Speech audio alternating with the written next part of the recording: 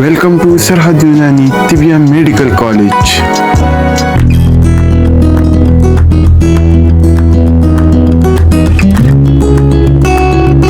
ایسی دوائیں ہوتی ہیں جو خلت بلغم کے قوام کو اعتدال پر لا کر یعنی پکا کر جسم سے خارج کرنے کے قابل بنا دیتی ہیں. اسی وجہ سے انہیں منزج بلغم دوائیں کہا جاتا ہے. منزج بلغم دوائیں دو طرح کی ہوتی ہیں. ایک قسم کی دوائیں گاڑے اور غلیظ بلغم کو پتلا کر کے جسم سے خارج کرنے کے قابل بناتی ہیں، جبکہ دوسری قسم کی جو دوائیں ہوتی ہیں وہ پتلے اور تیز بہتے ہوئے بلغم کو گاڑا کر کے جسم سے بآسانی خارج کرنے کے قابل بناتی ہیں. یہ دو طرح کی دواؤں کے بارے میں ہم سیکھتے ہیں تصاویر اور مثالوں کے ساتھ. جو پہلی قسم کی دوائیں ہیں جن میں استخدوس، بالچاڑ، گل سرخ، مویز، عرق گاؤ زبان اور سکنجبین اصلی، یہ دوائیں غلیظ اور گاڑے بلغم کو پتلا کرتی ہیں، غلیظ اور گاڑے بلغم کو رقیق کرتی ہیں اور اس قابل بناتی ہیں کہ وہ بآسانی جسم سے خارج ہو جائے.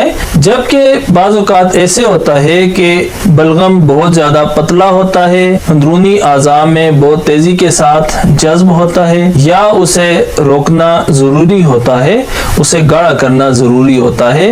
تو ایسی صورت میں تخم خبازی، ریشہ ختمی، تخم ختمی، اناب، اصل سوس یعنی ملٹھی، سپستان، بادرنج بویا، پرسیاوشاں اور حلیلہ جات وغیرہ استعمال کیے جاتے ہیں. یہ جتنی بھی دواؤں کی آپ کو تصاویر دکھائی ہیں یا جن کے آپ کے سامنے نام بیان کیے ہیں، یہ منزج بلغم دوائیں ہیں، یعنی بلغم کے قوام کو اعتدال پر لا کر جسم سے خارج کرنے والی دوائیں ہیں. اگر بلغم بہت زیادہ غلیظ ہو اور گاڑا ہو تو ایسی صورت میں ہم استخدوس، بالچاڑ، گل سرخ، مویز، عرق گاؤ زبان وغیرہ استعمال کروائیں گے. لیکن اگر بلغم بہت زیادہ پتلا ہو، بہت زیادہ رقیق ہو اور اسے گاڑا کرنے کی ضرورت ہو تو ایسی صورت میں تخم خبازی، ریشہ ختمی، تخم ختمی، اناب، اصل سوس، سپستان، بادرنج بویا، پرسیاوشاں، حلیلہ جات وغیرہ استعمال کروائیں گے. یہ دوائیں مفرد یا مرکب صورت میں استعمال کروائی جا سکتی ہیں، جو شاندہ کی صورت میں، خیساندہ کی صورت میں یا دیگر طریقوں سے ان دواؤں کو استعمال کر کے بلغم کو جسم سے خارج کرنے کے قابل بنایا جا سکتا ہے.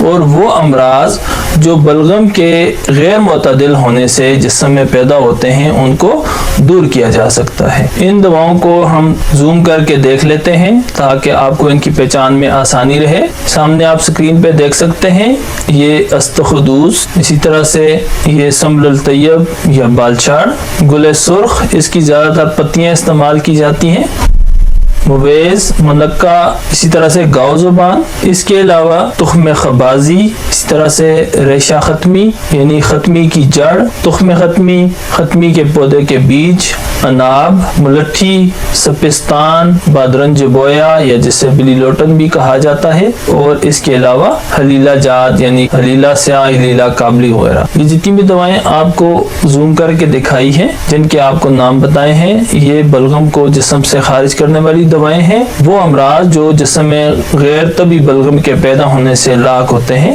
ان کو دور کرنے والے لے آتی ہیں اور اسے جسم سے خارج کرنے کے قابل بنا دیتی ہیں. اسی بدولت ان دواؤں کو منزج سودا دوائیں کہا جاتا ہے. یعنی بعض اوقات ایسے ہوتا ہے کہ ہمارے جسم میں سودا غیر طبی صورت اختیار کر لیتا ہے یا سودا جل جاتا ہے. سودا کے جلنے سے یا سودا کے غیر طبی صورت اختیار کرنے سے بہت سارے امراض لاحق ہوتے ہیں. تو ان امراض کو رفع کرنے کے لیے اس غیر طبی یا جلے ہوئے سودا کو جسم سے خارج کرنا ضروری ہوتا ہے. تو یہ کون سی دوائیں ہیں جو سودا کو پکا کر جسم سے خارج کرنے کے قابل بناتی ہیں؟ ان دواؤں میں گل منڈی، افتمون، استخدوس، اناب، سرپھوکا، انجیر، مویز، گاؤ زبان، بادرنج بویا وغیرہ شامل ہیں. یہ جتنی بھی دوائیں آپ کو سکرین پر دکھائی ہیں، جن کی تصاویر آپ کو دکھائی ہیں، جن کے آپ کو نام بتائے ہیں، اس کے علاوہ بھی بہت ساری دوائیں ہیں. یہ دوائیں جب جسم میں سودا غیر طبی صورت اختیار کر جائے یا جسم میں سودا جل جائے، سودا کے جلنے سے یا سودا کے غیر طبی صورت اختیار کرنے سے جسم میں بے شمار امراض لاحق ہوتے ہیں. جسم जिस्म का रंग स्याही माइल होना शुरू हो जाता है, जिस्म में खुश्की के अमराज बढ़ जाते हैं, जल्दी अमराज पैदा होना शुरू हो जाते हैं, कब्ज़ और बवासीर जैसे अमराज लाक हो जाते हैं, तो ऐसी सूरत में हमें उन दवाओं की ज़रूरत पड़ती है जो इस सौदा को जिस्म से बआसानी पका कर खारिज कर दें, यानी सौदा को ऐसी हालत पर ले आएँ कि वो बआसानी जिस्म से खारिज हो जाए। तो ये जिन दवाओं के आपको नाम बताए हैं ये वही दवाएं हैं जो इस सौदा को, इस गैर तबी या इस जले हुए सौदा को जिस्म से पका कर जिस्म से खारिज करने के काबिल बनाती हैं और उन अमराज को रफ़ा करने का सबब बनती हैं जो अमराज सौदा के गैर तबी सूरत-ए-हाल इख्तियार करने या सौदा के जलने से पैदा को पकाने वाली दवाएं ये ऐसी दवाएं हैं जो गैर तबी सफरा को पका कर उसके कवाम को एतदाल पर ले आती हैं और उसे खारिज करने के काबिल बनाती हैं। इसी बदौलत इन्हें मुंज़िज सफरा दवाएं कहा जाता है। मुंज़िज सफरा दवाएं कौन कौन सी हैं? इनमें बेख कासनी, बर्ग कासनी और तुख्म कासनी, यानी कासनी के पौधे की जड़, कासनी के पौधे के पत्ते, कासनी के पौधे के बीज, ये तमाम चीज़ें सफरा को पकाने के लिए और इस काबिल बनाने के लिए इस्तेमाल होती हैं कि वो बआसानी जिस्म से खारिज हो जाए। इसके अलावा ज़रिश्क, बनफशा, आलू बुखारा, इमली, इसपगोल, बेदाना, आब व तुख्म तरबूज, तरबूज के बीज और तरबूज का पानी, इसके अलावा संदल सुर्ख व संदल सफ़ेद, शातरा, अनाब, गुले सुर्ख यानी सुर्ख फूल की पत्तियाँ, बादियान यानी सौफ, इसके अलावा गुलकंद, मुक्कल और दीगर तुर्श अशिया, सिरका, गुले नीलोफर और आब कद्दू वगैरह शामिल हैं।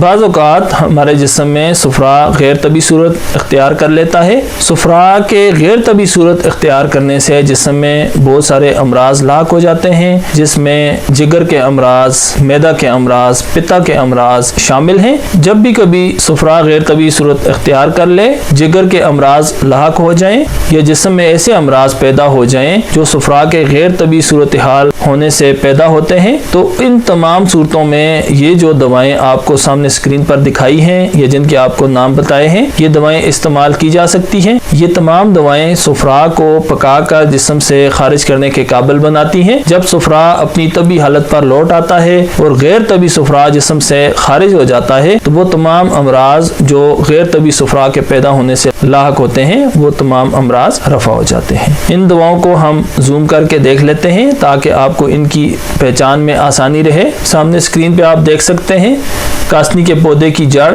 इसी तरह से कासनी के पौधे के बीज भी इस्तेमाल होते हैं, इसके पत्ते भी इस्तेमाल होते हैं। ज़रिश्क, बनफशा, बनफशा के भी फूल, पत्ते और जड़ तीनों चीज़ें इस्तेमाल में लाई जाती हैं। आलू बुखारा खुश्क और तर दोनों हालतों में इस्तेमाल में लाया जा सकता है। इसी तरह से इमली, इसपगोल, बेदाना, तरबूज, इसके बीज और इसका रस, संदल सुर्ख और संदल सफ़ेद दोनों इस्तेमाल की जा सकती हैं। शातरा, अनाब, गुले सुर्ख, बादियान यानी सौंफ, इसके अलावा गुलाब की पत्तियों से और मिस्री या चीनी मिलाकर तैयार करदा गुलकंद और गूगल वगैरह या मुक्कल वगैरह, ये तमाम दवाएं जिनकी तस्वीर बड़ी करके आपको दिखाई, जिनके आपको नाम बताए या स्क्रीन पे जो तस्वीर आप देख रहे हैं, ये तमाम दवाएं मुंज़िज सफरा दवाएं हैं। गैर तबी सफरा को इस काबिल बना देती हैं कि वो जिस्म से बासानी खारिज को यानी पके हुए मवाद को छांट कर जिस्म से खारिज कर देती हैं। इसी बदौलत इन्हें मुनफ़िस दवाएं कहा जाता है। जो तिब्बी इस्तिलाह इस्तेमाल की जाती है वो मुनफ़िस है, यानी अखलात को